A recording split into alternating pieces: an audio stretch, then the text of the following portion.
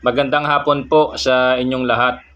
Ah, Anumang araw, oras sa inyo ngayon, magandang araw po sa inyong lahat. At dito sa Pilipinas ay medyo maulan. Opo, maulan talaga, hindi lang medyo. At siyempre kasalukuyan, siguro diyan sa ibang munisipalidad o LGU sa Metro Manila ay sigurado hong bumabaha, lalo na sa mga low-lying areas, no? At siyempre, asahan na ho natin dyan, lalo sa Marikina, daanan ho ng tubig yan. Most probably, baha na yan. Pasig, Taguig, yan, mga ganyan, bahain ba. Pero bago iyan, salamat sa Diyos, no? Sa Panginoon at sa Espiritu Santo sa isa na namang Facebook Live. Welcome po sa channel, Ode Alteram Partem. Let us hear the other side. Ito po ang inyong host, Jesus Sukgang Jr. Again, shoutout sa aking magiting na tatay, Jesus Sukgang Sr., Daisy Sukgang, Sheila at Jan Sukgang, sa aking mga kapatid, sa aking mga pamangkin, shoutout sa inyo. Tuy Dudoy, Tuy Bubi, salamat pala Tuy Bubi sa pag-view mo sa aking mga sa aking Facebook. Salamat ng marami, bagaman ingat na lang palagi, ganon. Kay Tuy Dudoy, si Tia Presi, Tia Antone, kung makarating man sa Facebook Live ko, salamat na rin. Sana makaraos din ito. Ano pa ba? Sa aking mga naging kasama dyan sa Philippine Coast Guard, sa mga naging kaibigan, at sa mga naging kaaway, ano bang masabi ko? Siyempre, salamat sa Diyos na lang. Sa Diyos po, bahala ng Diyos sa atin lahat. At gaya ng ating ipinangako kanina, no? Yun pa, yung ulan. Pag biglang lumakas yung ulan, nawawala yung siyempre, yung bagsak ba sa bubong, masyadong malakas, na overpower o na yung volume ko. Ganun ho. Mag-short lang ho tayo, magmadali na lang, madaliin ko na lang. Kasi may nilapitan akong abogado last week. At inilapit ko yung papel ko ba. Ganon. So, may mga bagay talaga sa mundo na sabihin ko mahirap talaga pag yung kaaway mo, mga may kapangyarihan. So, ganun lang ho. Ang pagkakaalam niya, hindi ko alam. Alam ko nga, sinasabi ko sa inyo, matitigan sa mata, tapos yung pakiramdam, makikita iyan. So, in a way ba na dahil siyempre sa lawak ng grupo nila, an organization within the organization. So, ganun yon, creates, sabi nga ng isang officer dati dyan na nag-retired na, si Commander Deligero, nag-captain yata si Sir tawag din sa kanya sa Coast Guard, Captain Dillinger yan. Sabi ni Sir Deligero noon, LCDR pa lang siya noon, nag-a-apply ako sa Coast Guard noon Ang sabi niya, an organization within the organization creates division. Pwede sigurong ganon, pero sa panahon na halimbawa masagana yung kasamaan ngayon, talagang well organized, well coordinated, well connected, an organization within the organization is a leverage. Leverage. Siyempre may nilapit akong bagay na legal. Siyempre alam ko yon na kumbaga may napauna na, may nauna na dun sa abogado ko. Siyempre sa mga ganitong kaso, hindi naman basta-basta nila tinanggap lang dahil okay na. Hindi ho. Most probably tatawagin dyan siya sa Philippine Coast Guard. Siyempre na burnout na tuloy ako. Yung ganon. Kasi paano ko nalaman? Siyempre the way na nag-usap kami during our conversation, nakita ko talaga na binabaklasan ba ako, binabalatan ako ng buhay. Yung unawa at mga depensa ko sa legal, binabalatan niya ako ako, pasalamat naman ako sa Diyos, bagaman ang inaasahan ninyo diyan, no? Lalo ikaw mama, talagang grabing ginawa mo sa akin. Ang inaasahan ninyo diyan, isa akong bobo. Sinasabi ko na sa inyo, dati akong researcher at nag-self-study rin ako sa batas. Ngayon, sa pag-uusap namin, ang sinasabi niya, wala bang merit? Sabi, merit, walang merito. Walang dahilan, ganon.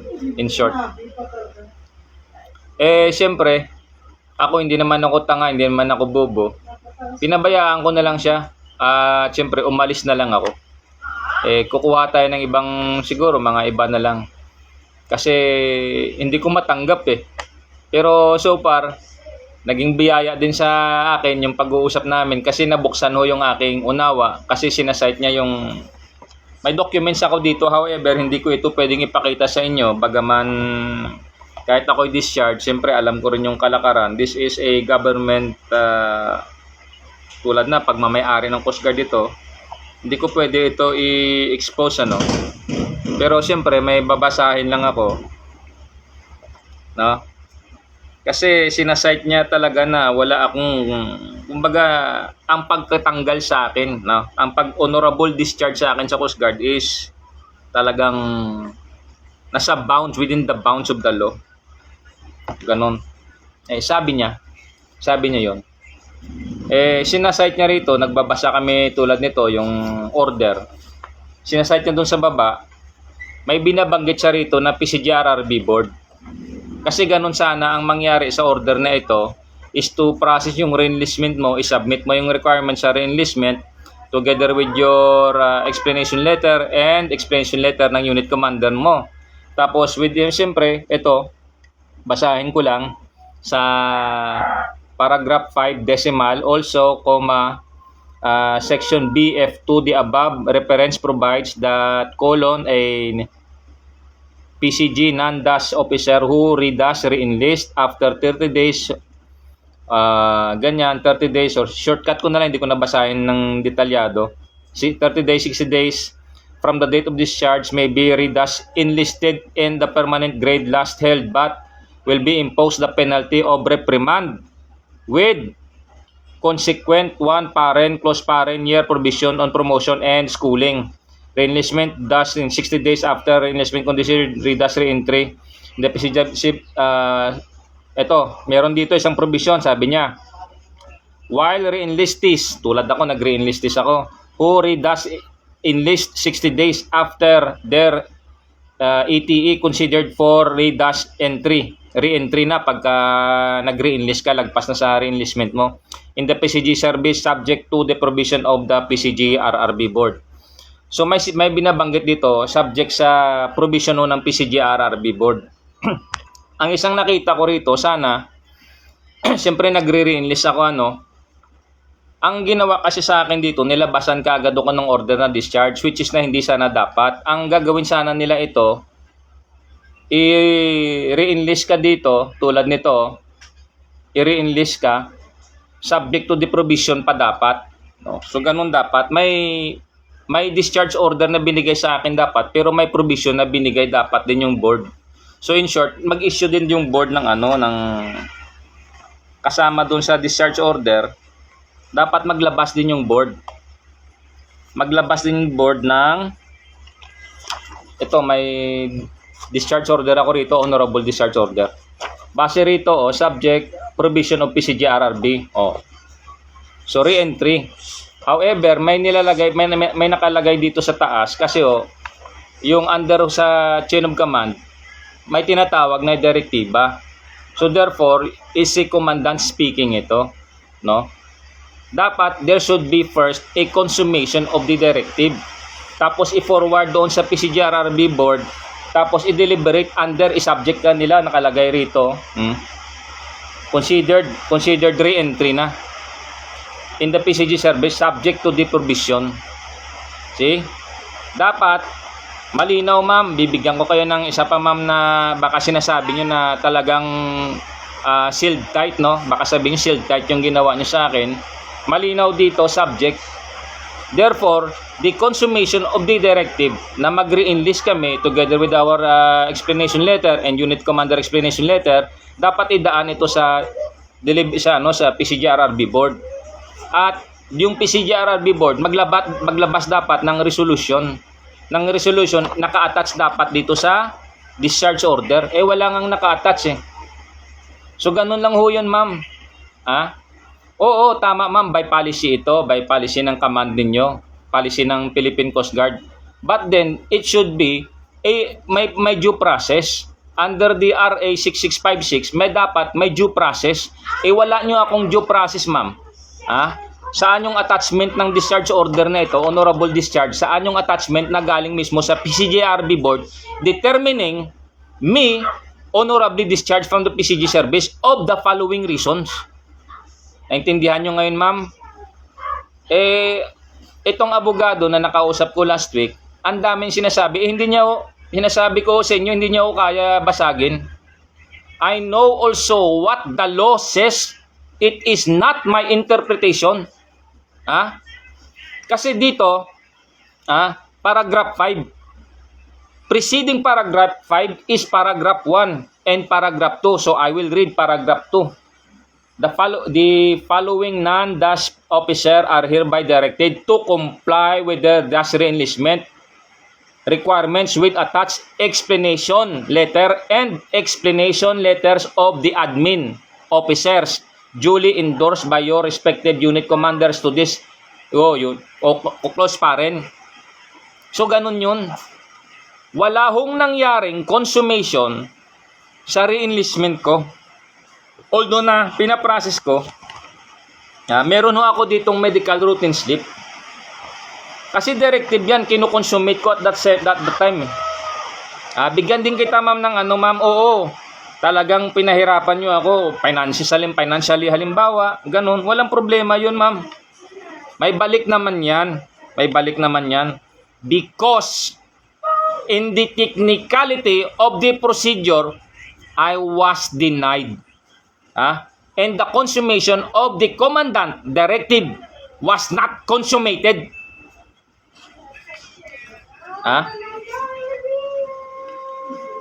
Malfeasance, misfeasance, nonfeasance, pinaprocess ko Pinaprocess ko. Ngayon, pati yung abogado na nakausap ko, alam ko yun ma'am. Magulat kayo ngayon na paano ko nalaman na nabasa ko sa kanya na tumawag muna siya sa Coast Guard, nag-connect muna siya doon, nag-inquire siya. Hindi ako papayag na dahil abogado ka, basagin mo na lang. Hindi ganon. Tapos sabihan pa ako na walang merit. Hindi ako bobo. Ito, may hinahanap ako rito May hinahanap ko rito.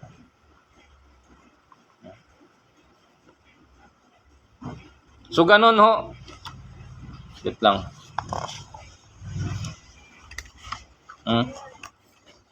Again ganon. Paragraph 2 should be consummated. May hinahanap kasi ako dito yung aking medical routine slip sa Coast Guard. Na at kasalukuyan, pinaprocess ko. Ito.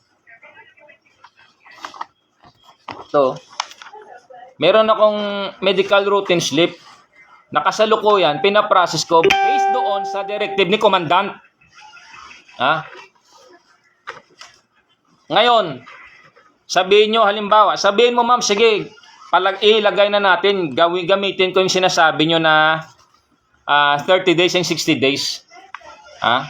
30 days and 60 days.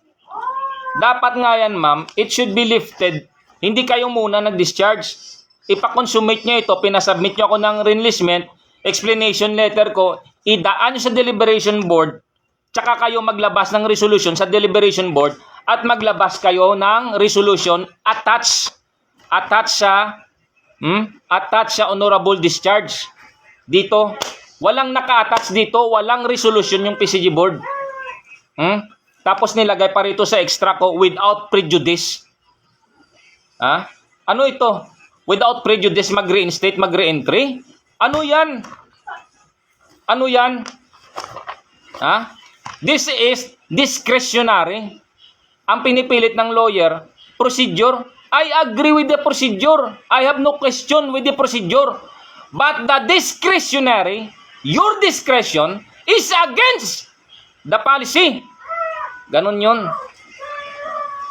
Against the law. Ganon ka. Kain mo lang dahil at syempre to our Madam Vice President Ma'am Sara Duterte Ma'am, pinananawagan ko rin dito na nung time pumunta ako diyan sa office ninyo, sa Office of the Vice President para humingi ng tulong, nilabasan din ako nitong order ng resolution ng board din mismo na hindi na raw ako pwede ma-reinstate kasi wala na nga akong 10 years na isiserbisyo sa Coast Guard. So ganun ma'am, at ang problema nito wala pang date. Walang date na nakalagay sa resolution ng board. Walang date, open date. Ngayon ang nangyari ganito, tineknikal mo ako ma'am, sabi dito sa order na honorable discharge, susundan ko lang kita mama without prejudice. Tapos dito, nilabasan mo ako dito ng wala ng 10 years. Ano ba talaga? Ngayon, ang tanong ko, merong mga nag-lateral entry dyan, 5 years, 7 years, bakit pinalateral entry yan? Kung meron silang 10 years na ipagsiservisyo sa Coast Guard, bakit naka-lateral entry yan? Kung walang 10 years? Masakit ulo mo ngayon, ma'am? Ang tanong ko lang, nasaan ang resolution ng board na dapat i-attach nyo rito sa honorable discharge order? Nasaan? Kasi base dito sa direktiba, under sa deliberation board. Paano maging under sa deliberation board? Kasi hindi nyo ako pinasubmit ng reenlistment. Hindi mo ako pinasubmit ng explanation letter. Nasaan ang resolution ng deliberation board? To determine na discharge kami dahil 60 days lang ba? Hindi, ganito yung order, malinaw. That's black and white. There's no need for the interpretation. It is a clear manifestation. Order. Ganun, no? Ano sabi? Subject to the provision of the PCGRRB. Kung naging under ito ng provision, saan yung attachment ng PCGRRB rito? Ganun lang yun, ma'am. Dinaan nyo halimbawa sa procedure kasi may 30 days, 60 days. Okay, go ahead. But the question is the procedure and the discretion of the sitting authority. Was it duly complied? Did it duly complied with the procedure? Hindi. Nasaan ngayon yung attachment galing sa PCGRRB board? To determine na, wala. Yung pala, dinischarge nyo tapos without prejudice. Ang order dito, without prejudice, Tapos ngayon, hinaharangan mo ako dahil wala pa akong 10 years. Gaano kagago ito? Natanggalin mo ako at age of 50, ngayon 51 na ako. Hindi mo ako i-reinstate dahil wala na ako 10 years. Gaano kagago yan? That is against the Bill of Rights, the Constitution. No law shall be passed abridging the rights. Tama. Gago kayo. Gago ka, ma'am. Pakagago mo. Okay. Panahon nyo ngayon dahil panahon ng adik na kaluklok ngayon Daming pinangako sa Pilipino. Sabi nga ng iba, adik ito, hair follicle test lang, ayaw magpa-hair follicle. Ganun ba kayo, sir? Tandaan nyo, sir, nung tumakbo ka ng presidente, pinagtanggol kita sa YouTube. Ipinagtanggol kita. 3 weeks in advance, naglabas ako ng quotation doon, kasi may nakasagutan ako doon sa comment section. Naglabas ako doon ng comment din. Alas, 3 weeks after, naglabas ng ang Comelec and Bank resolution, almost identical doon sa sinulat ko sa YouTube. Allowed you to run for president. Yun lang, sir. Bakit, sir, kalaki ng ano nyo? And you say you are nation building? Sir, ultimo ako ng Coast Guard dahil ba supporter kami ni Duterte, ni President Duterte? Bakit ginaganito mo kami, sir? Ganun lang yun. Kurap kasi. So, America, to President Donald J. Trump, sir, I appeal, I implore, I call upon the American people. The America who was instrumental in defending, reclaiming, gave freedom to the Philippines during the last war. I appeal, help us, Filipinos. DNA will reveal secret bloodline. DNA. Kahit na hindi na drug test, DNA na lang. Hindi ako natatakot sa iyo, sir. Ngayon, nasa biyahe ako, may mga sumusunod sa akin, nakita ko yung mga spotter Ang dami. Ilan sila? May 3, may mga nakasingle na motor. Hindi ako takot. I call upon the Central Intelligence Agency. I am not afraid to die. If to die is with reason and to die is with honor, to die is with courage. Immanuel Kant, if the truth shall kill them, let them die. Pag hindi na ho tayo magsasalita rito, ano na ho? Mantakin mo, that is the judiciary branch ng Pilipinas. Humingi ako ng tulong, I was denied. Minaliit pa ako doon. Nagkasagutan kami ng abogado. I will not allow a lawyer, yes, even a lawyer, to trample my rights. Hindi tama yon. Hindi ako papayag doon. Panalo kayo kasi kayo nakaluklok no? Tandaan mo, ma'am. Sa kabila, meron pa. Sir, meron pa, sir, sa kabila. Hindi natatapos yung buhay dito sa lupa. Meron sa kabila. Sabi ng Panginoon, avenge not, my dearly beloved. Give way to the wrath of God. 12:19 of the book of Romans. Grabe ka ho. Grabe kayo, sir. Sir, wala kayong awa, sir. Paras lang tayo, sir. Ilunggo ka rin, sir. Ba't ganun naman, sir? Nakapag-save lives naman ako, sir. Bakit hindi ba ako, sir, worthy, sir, na makahingi ng kahit humanitarian consideration lang, sir? May direktiba naman kayong binigay, sir. Bakit ginaganito ako, sir? Grabe naman yan, sir. Hindi naman makatao yan.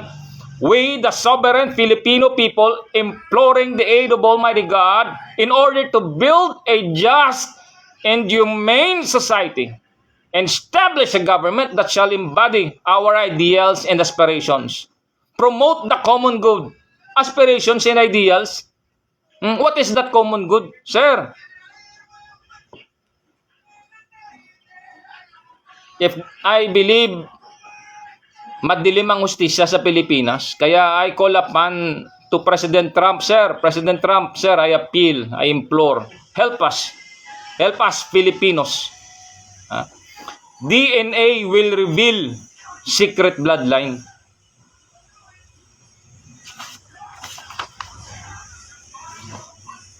To the Central Intelligence Agency, if you want knowledge, if you want me to help you, no need to destroy me of your implant device. If indeed it was you who made this. Kung gusto nyo lang ng talino ko, sabihin nyo, I will give it to America for free. America, Filipinos are not your enemy. We are not your enemy. I am not your enemy. Ganon lang ho. So again, balikan ko lang. Paragraph 2, there should be consummation. And the PCGRRB board should determine. Dapat, paano nila ma-determine? Hindi nga nila pinatapos yung aking re-enlistment. Meron akong medical routine slip. Prima facie, if you say 30 days, 60 days, bakit meron dito 2 February? The directive was, again, parang review lang ito, issued May, 02 May of 2025. Meron dito, mas nauna 2 February, but hindi kasama dito sa honorable discharge. The moment na pag-issue pa lang dito ng order, ng direktiba, lagpas na yun sila. At saka alam naman natin, based doon sa custom and tradition sa Coast Guard, pag once commandant is speaking, it has to be complied. It should be consummated. Wala Dapat doon, tinuloy-tuloy nyo pala, parang sige, re-entry na lang ito. At last, ano mo ganito, ganyan. Tama, ginawa mo procedure, but then my question is, where is the resolution of the PCGRRB board? Kasi nakalagay dito, subject to the provision of the PCGRRB board. Dapat naglabas kayo ng resolution din na ganon, issuean yung specific sa tao, attach dito sa honorable discharge na order. So salamat sa abogado na talagang halos binalatan ako, nagkaroon ako ng idea. Kasi since binanggit niya procedure, well then sundan ko siya. It should be procedure. Tama yun, natuto pa nga ako sa kanya eh. Natuto pa ako sa kanya. Lalong nadagdagan yung talino ko, imbes na ang inaasahan niya, wasakin niya ako doon kasi ang sabi niya walang merit. Walang merit pag halimbawa sundan ko yung procedure ninyo, ganyan-ganyan, yung procedure yung ginawa. Eh kaso may alam ako. Ang atakehin natin yan is the discretion. Discretion at prima facie. Tapos ang kasama dito sa honorable discharge, 2024 pa. If you say that is PCGRRB board, 30 days, 60 days, eh anong nangyari dito? 2024 pa, expired na re-enlistment niya. So therefore, this will fall on the abuse of discretion. Ganun lang ho. This is discretionary at the same time procedural. Ganon. Nilabasan mo ng order mo, wala ngang resolution galing sa board. Dapat nag-issue kayo ng letter para bang tulad nito, meron pang ang nakalagay na rito sa page 2. Ano, page 2? Last part.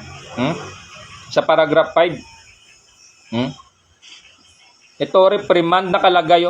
Impose the penalty of reprimand with consequent open parent, close parent, prohibition on promotion 1 year. Nakalagay ang punishment to. Bakit nilagpasan mo to, ma'am? Ganon yun, ma'am. Mahulog ito sa discretionary. Okay, ma'am, magpakasaya kayo. Tapos lahat na ng abogado dito, pati sa amin dito, halos may control kayo, man. Tatawag eh. Siyempre, sino ba namang matinong abogado, hindi niya muna i-find out ito. Ganun lang ho. Paano ko nalaman? Eh, nakita ko sa mata. Nakita ko rin yung pakiramdam niya at the way siya makipag-usap sa akin. Ganun. Pangahamak sa pagkatao ba? Ganun lang ho, ma'am. Kasi, ang nakaluklok pa ngayon, tanim pa ng dragon, kita naman sa mukha eh. Sige lang, sir. Sa kabilang buhay, wala namang may magdadala niyan eh. Marami nang nakauna, ginto pa nga nito niladang ginto. Hindi nga nakadala ng ginto sa kabilang buhay. Saan sila ngayon? Ganun lang ho yan.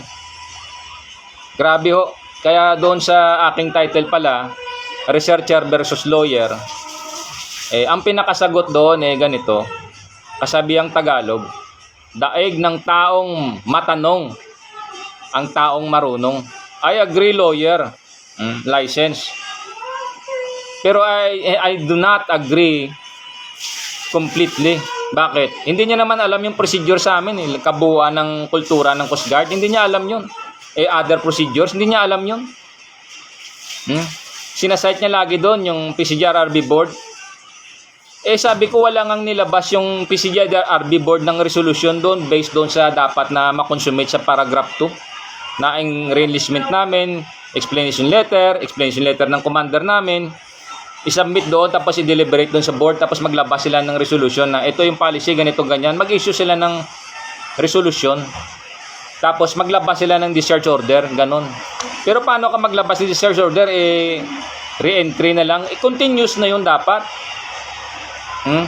So ganon ho. So kailangan ko lang siguro ng magaling na abogado talaga na talagang alam din yung procedural. Siyempre, ang laki ng babayaran, kalahating milyon, acceptance fee pa lang eh.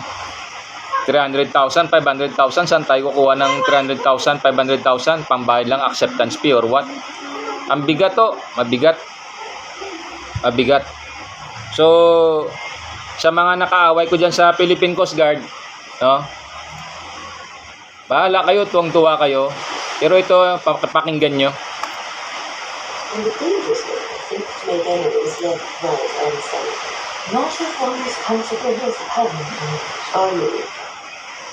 Oh yes. Inspired by the words of the Trotters poet Charles Mackay. You have no enemies, you say. Alas, my friend, the boast is false. He who is mingled in the fray of duty But the brave endure must have made foes. If you have none, small is the work that you have done. You've hit no traitor on the hip. You've dashed no cup from perjured lip. You've never turned the wrong to right. You've been a coward in the fight. Okay? You've been a coward in the fight. Hindi ako nag-coward. Ngayon, ang isa pang ang bagay, na, pero ito, isi-share ko ito pagkatapos ng Facebook live ko. Ang isa pang ang sinasabi ng abogado sa akin, sabi niya, bakit nag-re-entry ka kung alam mo pala meron kang nakikitang batas o alam sa bagay na pwede kang, na tawag nito, pwede mo bang na hindi ka na mag-reinstate, ilaban mo na lang yung kaso, ba't ka pa nag-file? Sabi ko, attorney, pumayag kasi ako, nagaguhin na lang nila ako. Pumayag na lang ako na ako'y gaguhin na lang. Kaya nag-submit ako ng reinstatement. Nag-apply ako, nag-appeal ako. Pumayag ako. But then base sa direktiba, that should be yung kaya nga natuto rin ako sa kanya eh. Sinasite niya lagi doon PCGRB board. Ang tanong ko lang, saan yung resolution ng PCGRB board? Kung based naman doon sa PCGRB board, yung kasi ang aming releasement ma-subject na sa PCGRB board eh. Hindi nga nila natanggap. Kasi deliberate dapat nila iyon eh. Kung ready pa ba kami, kung pwede pa ba kami sa re-enlistment. Ganon. Kasi ako talaga entitled na ako sa optional retirement. Kinapon lang ito ni ma'am eh. Ma'am, kinapon mo lang ho. Again, ang pinaka-reference mo dito is paragraph 5F of the said circular. Ano to? NHQ PCG circular number 06-20 dated 28 May 2020. Ano sabi? Under paragraph F, paragraph 5 decimal F of the said circular, quote, the reentrant should have at least 10 years remaining in the active service prior compulsory retirement reckoned from the date of recad, re-entry, or reinstatement, unquote, period, unquote. Bakit kayo nagpapa-re-entry, nagpapalateral sa ibang branch of service? May 10 years na ba sila dyan na isi-servisyo? Marami nga dyan, di naabuti ng 10 years pero nakakapag-lateral eh. Ganon lang ho. Ako ma'am, entitled na ako sa optional retirement. Bakit mo ako kapunin? May direktiba, malinaw naman eh. Ang tanong ko lang again, based dito sa discharge order, nasaan yung resolution ng PCGRB board? Tanong ko lang ma'am kasi inaano ako ng abogado eh, no? Para bang binabalatan. Natuto ako lalo. Kasi subject, paragraph 5, doon sa direktiba from the commandant, subject to the provision of the PCGRB. If indeed this was subjected to the PCGRB board, yung honorable discharge, nasaan yung resolution ng PCGRB board? Kasi part ito ng procedure eh, part ito ng process eh. Under sa RA 6656 of the Philippines Republic Act 6656, kailangan may due process. And where is that due process that should be attached dito sa honorable discharge? Wala. And the prima facie at face value, dito sa direktiba, merong 2 February. Ba't hindi nga sila din-discharge din? Honorable discharge. Ganun lang yon. Tapos dito sa honorable discharge, 2024 pa, expired na siya. Bakit inisyuhan siya ngayon? 25 pa lang, 24 pala, expired na. Almost 1 year. So ganun lang ho ma'am. Dapat pala sana, nag-attach kayo dito ng board resolution ninyo. Base doon sa sinabit namin na reenlistment, explanation letter of the commandant, the unit commander. Ganun lang ho. Pero wala. Wala oh. So, ang sabi ng abogado, walang merit. Kasi daw sa procedure nagawa nila. Procedure, yes. But then I do not concur. Nag-yes lang ako, but then wholeheartedly, completely, I do not agree. Why? Because there is also the so-called discretion of the signed authority, of the authority in that office. Discretionary din yun. Hindi pwede lang dahil procedure. Hindi ganun. So ganun lang ma'am. Pakasaya-saya kayo. Talagang ang ginawa mo ma'am, halos pagpatay na sa tao. Tanggalan mo ako ng karapatan na entitled na ako sa optional, tanggalin mo yun. Ganon. As an officer and a gentleman, meron kayong sinasabi na welfare ng tao, moral and welfare. Merong sinasabing nation building. And what is that nation building kung grabing pinadanas mo ma'am? June, July, August, September. So June is 13, June to June, 13 months. June, July, August. 15 months na. Kasi June to June is 13 August na. 15 months na ako na ganito. It's because of the late re-enlistment lang. Lapatan mo ako ng circular. Ang circular nga yan, unconstitutional yan meron kasi repealing clause ang constitution No law shall be passed abridging the rights. Kayo naman mga abogado dyan, panawagan ko lang, lawyer kayo. Maalam sana din kayo sa batas. Baguhin nyo yan. Ganun yun, mali yan At abridging, tulad yan, tinanggal ako 51 tapos sabihin wala na akong 10 years. Ano yun ma'am? That is deliberate. That is deliberate abuse of discretion. Deliberate yan The intent. Ganun yun. To Madam Vice President Sara Duterte, ma'am, inumply ko naman ma'am yung salamat sa tulong ninyo ma'am. However, malungkot dahil yung abogado, ang sabi niya walang merit.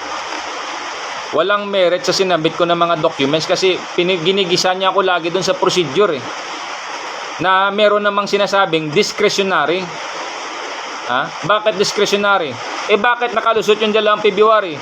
Bakit yung 2024 na expired na release niya 24 pa, 25 pa lang siya dinischarge? Discretionary, bakit? May direktiba si Commandant that should be consummated first. Ba't hindi mo man pinakonsummate? Ikaw ma'am dyan sa Coast Guard. Ganon ang problema mo ma'am. So, to our Madam Vice President Sara Duterte ma'am, thank you very much ma'am sa suporta. Kahit na endorsement lang, halimbawa, ma'am, laking tulong na rin yun. Nakakapag-boost ng moral. At the same time, bagaman ginanon ako ng abogado na nilapitan ko, at least natuto pa ako lalo. Kasi lagi yung sinasite ang board total na nandun na rin lang. Nasabi ko nga salamat naman sa Diyos dahil wala talagang attachment yung board na inattach dito sa honorable discharge order. Kasi wala nga silang na-receive na re-enlistment despite na may direktiba si Commandant that should be consummated first. So ganun may chain of command kasi yan So ganun lang yun ma'am. It's a directive from the Commandant and versus ng disposition form mo. Ganun lang yun. Gustong gusto ko talaga sa makarating din ito sa korte. So hanap tayo ng paraan na ito. Asahan nyo dyan, may lalapitan din na ulit ako to our Vice President Sara Duterte ma'am. Most probably ma'am, baka lalapit pa rin na ulit ako dyan at siyempre dalangin ko rin yung kaligtasan ninyo at sana makaraos itong Pilipinas sa isang madilim na kabanata na yung mga traidor ang mga traidor ay nasa luklukan ngayon. Sila pa yung sumisira sa mga maliliit. Kinakain ng mga traidor yung mga maliliit na Pilipino. Kinakain nyo You were not instrumental in liberating the Philippines during the last war, World War II. It was America. Ganun lang So hanggang dito na lang kasi lumalakas yung ulan, inaagaw yung aking Facebook live, baka hindi tayo magkarinigan. Ganun na lang. So sa aking tatay, sa nanay, aking mga kapatid, naghihirap man tayo ngayon. Siyempre, ganun talaga, hindi naman natin asahan hindi ko inaasahan na yung mga traidor ngayon. Grabe hindi makapilipino ang mga ito. Nakapag-save lives naman ako during my active duty. Wala, ayaw akong kwan, talagang halos patayin ako. Ganun na lang sir, to our Commandant Philippine Coast Guard Ronnie Hilgaban sir, pasadyos ko na lang ito sir. At siyempre, nagsalita naman ako rito sa Amerika na lang. Kasi ang hirap talaga, isa akong ultimo. Paano makalaban kung yung mga kalaban ko sobrang lalaki ng kapangyarihan yan? Hindi naman sila lumalaban sa debate. Kung debate lang sana, pwede ito. Kahit sino, pwede ako, papayag ako ng debate eh. If they say na procedural, wala nga procedure na ginawa eh. Hindi nga na-consummate eh. There was no consummation. On my part na pinaprocess ko, hindi ako pinakonsummate, pinahinto ako. Tapos labasan na lang. So ganun, salamat pala dun sa abogado, nag-waste man siya ng time, ibig sabihin nag-spend man siya ng time sa akin, natuto pa ako. Kasi masabi ko nga, walang resolution from the PCG board regarding doon sa re-enlistment status ko nung time na nagre-re-enlist ako. Kasi nga, hindi ako pinatuloy, pinahinto, tapos nilabasan na lang ng order. Walang naka-attach doon na si resolution sa discharge order. Ganon. So, nasa mission and function naman yan ng CG1, malinaw yan dyan. Saan ka makakita mission and function mo? Sa pawan mo yung commandant. Ganon ho.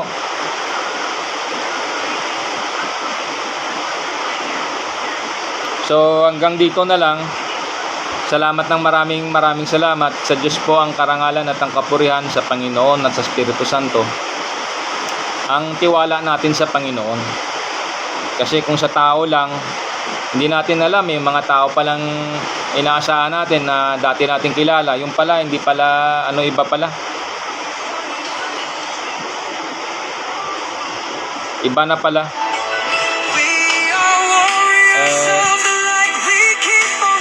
Interesado yung iba dyan sa atin sa pera kasi tinanggal ako June. So the whole sahod ko for the whole year of 2025, saan mapunta yun? Sa national, pati bonus ko, pati mga kung ano pa, saan mapunta yun?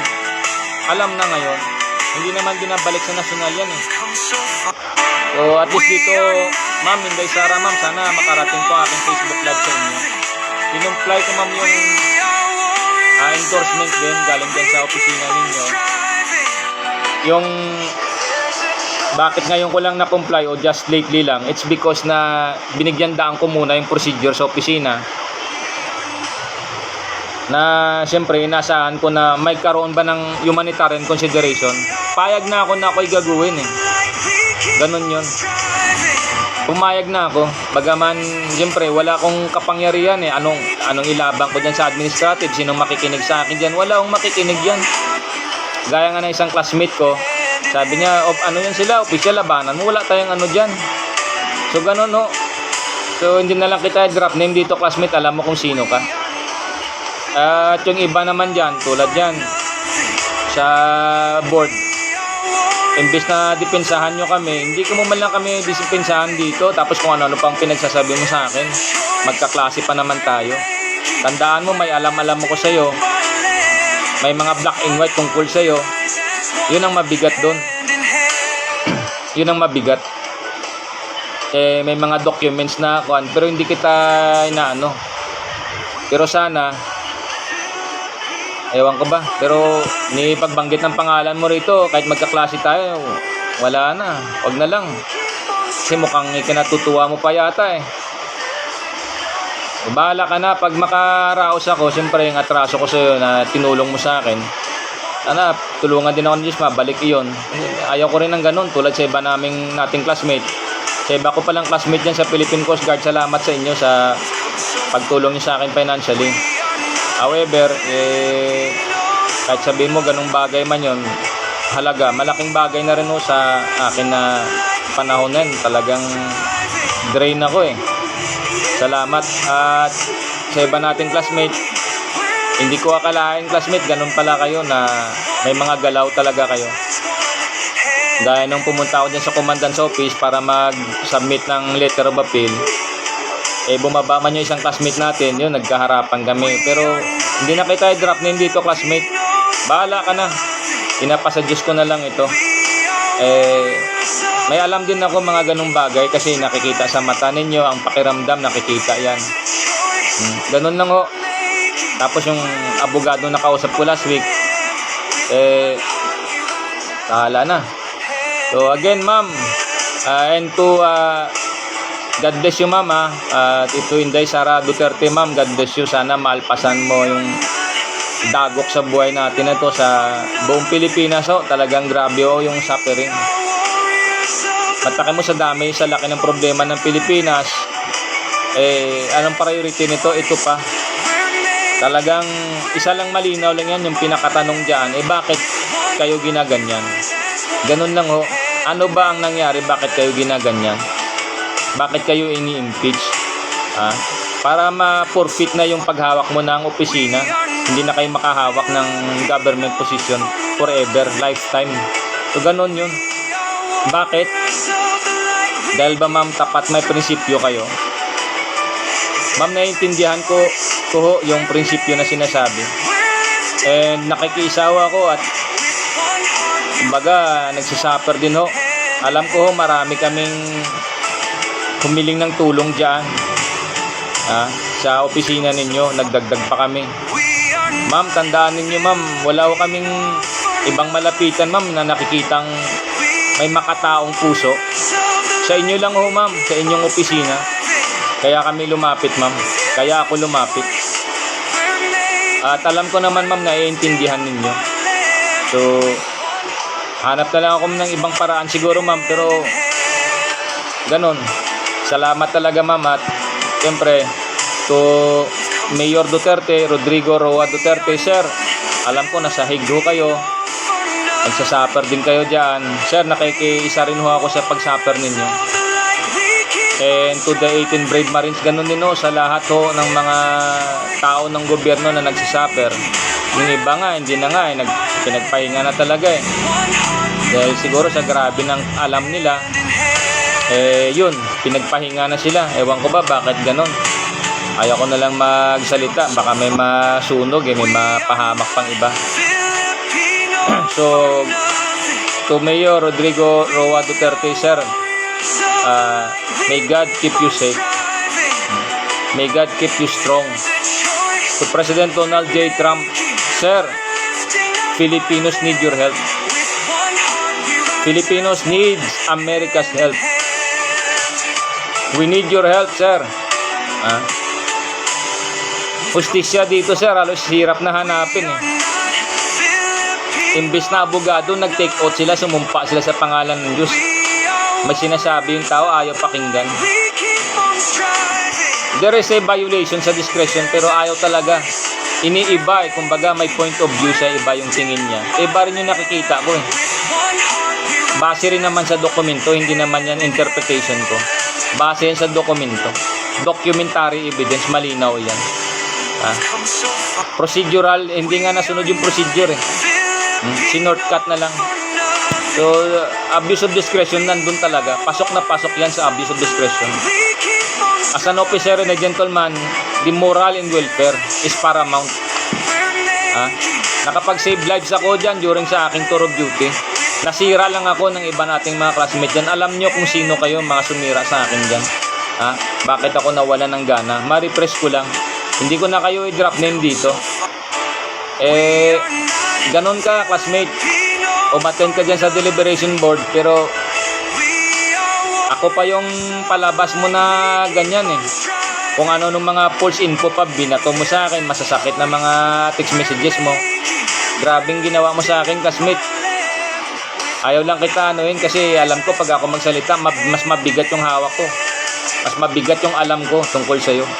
Pero hindi na kita kasi bahala ka sa buhay mo. Iyo yan Hindi ganun ugali ko.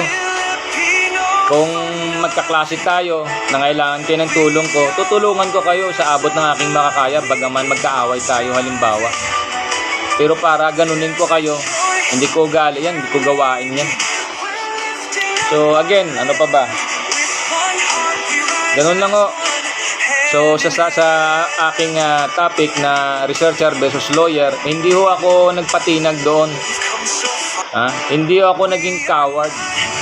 Sinasite ko doon na meron talagang discretionary yung isang authority.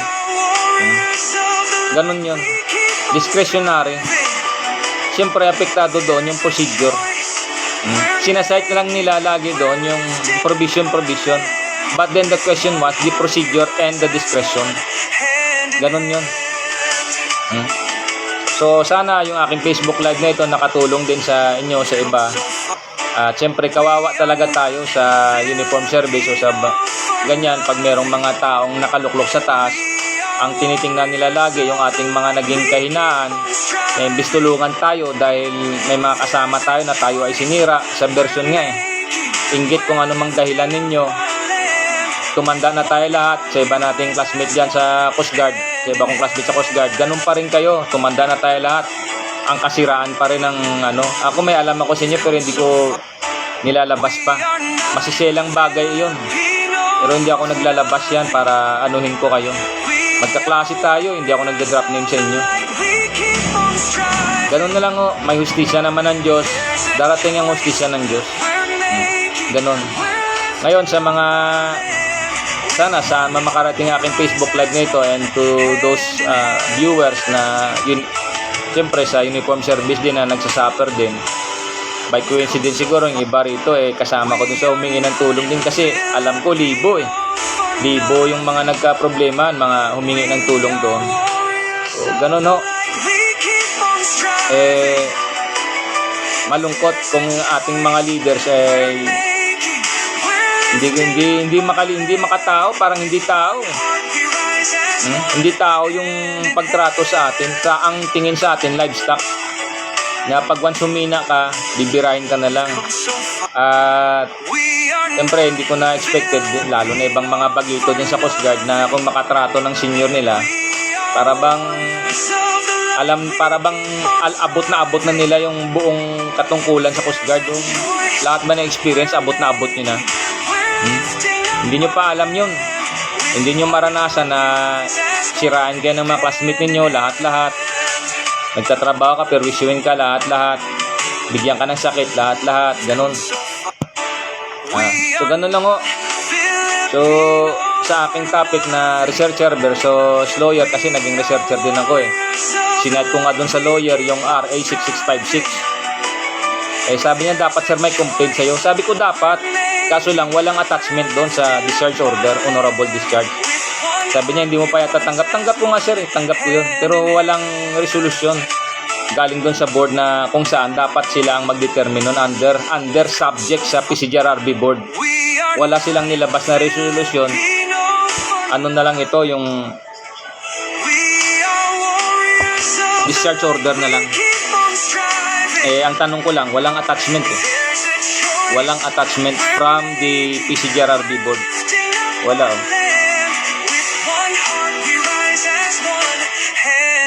Sigaw lang, puro sigaw.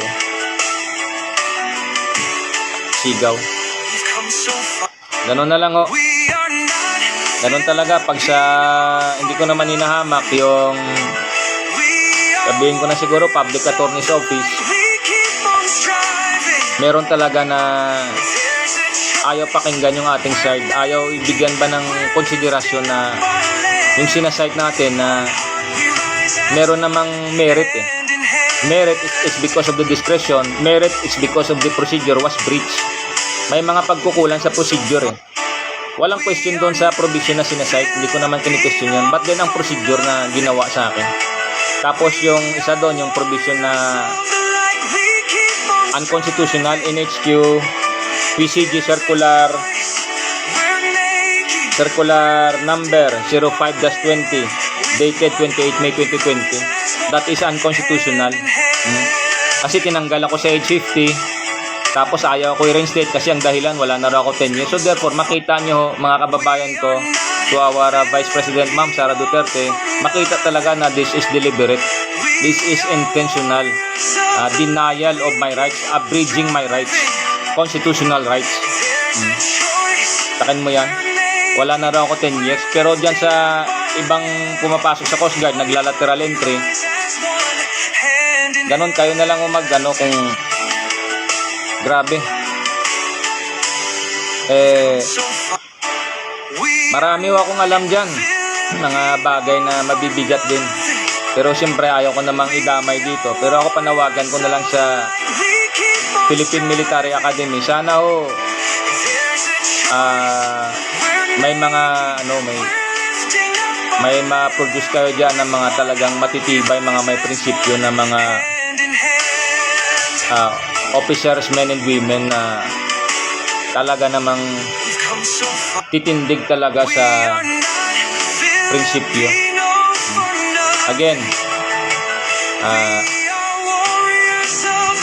ito pakinggan nyo ho.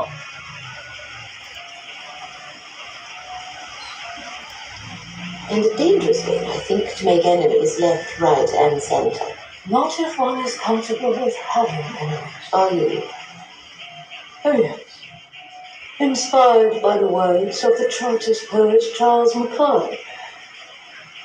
You have no enemies, you say. Alas, my friend, the boast is poor. He who is mingled in the fray of duty, but the brave endure, must have made foes. If you have none, small is the work that you have done. You've hit no traitor on the hip. You've dashed no cup from perjured lip. You've never turned the wrong to right. You've been a coward in the fight. So, ganun lang ho. Hindi naman siya coward ako dahil hindi ko na-drop name yung ibang mga bagay dito. Yung mga teknikalidad na panlaban ko rin sa mga sumisira sa akin dyan. Hindi ko naman sila inaano rito. Hindi naman ako coward. Siyempre, hindi ko maipakita ibang mga documents dito. Siyempre, pag-aari pa rin ng Coast Guard dito. Bagaman kahit ako ay concerned dito, hindi ko basta maipakita rito. So, ganun lang ho. Naiintindihan ko rin ibang mga provision sa batas na ganun. Pero siyempre, talagang hinanakit ko ho, talagang ilalabas ko ho rito. Kasi, civilian na ako. Tapos isang masakit na nakapag-save lives din ako during my tour of duty. Again, baka sabihin nyo makulit. Hindi ka, hindi ka malang ipakonsummate dun sa direktiba. Ganon ang malungkot ngayon dyan. Sa ibang branch of service, I don't know, hindi ko naman alam sa iba. Pero, sa panahon ngayon, talagang masabi ko nga may national subversion.